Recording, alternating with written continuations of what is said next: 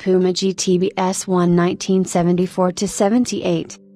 The Puma GTB was a front-engine, rear-wheel drive touring car based on Brazilian GM, Opala, components.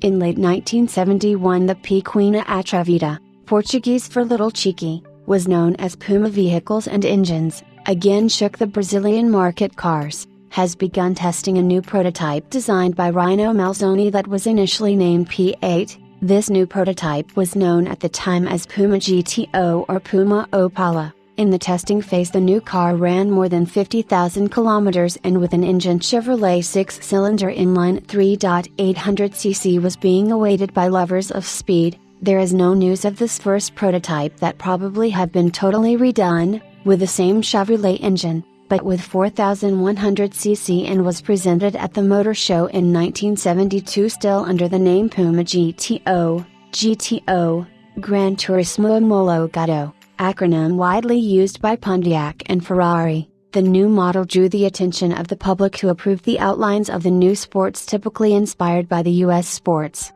In this motor show Puma Vehicles and Motors received about 300 orders for the new model that only came into regular production only in 1974. Already dubbed Puma GTB, Gran Turismo Brazil, its initial production was 10 units per month. Curiously, in May 1974, was already a prototype point of pickup GTB, which, however, was never built in series and also do not know the whereabouts of this prototype. Puma GTB was a beautiful and impressive sports car, who had queued to buy, because the military government increasingly strangled the entry of imported sports on Brazil.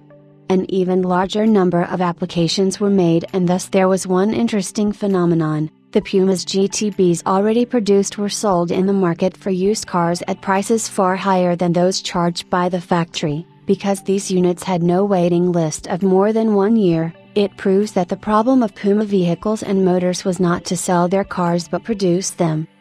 The body of the Puma GTB was also made of plastic and fiberglass, with a very long front and a short rear. Metallic colors like silver and gold were the favorites.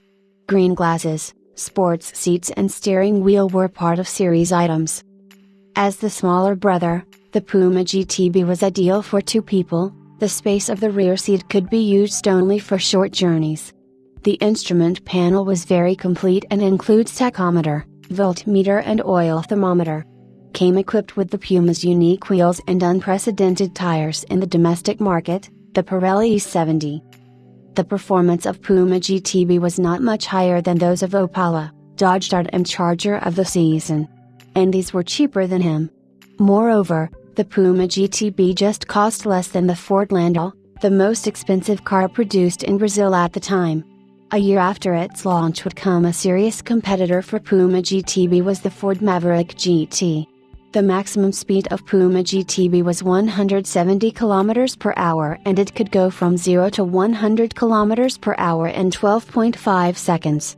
The only changes would be sustained until 1978 were on the grille, the back optical set, the location of the back plate, and badges on the engine, which would pass to the 250S, with mechanical lifters instead of hydraulic and power of 171 horsepower, enough for the 190 km per hour.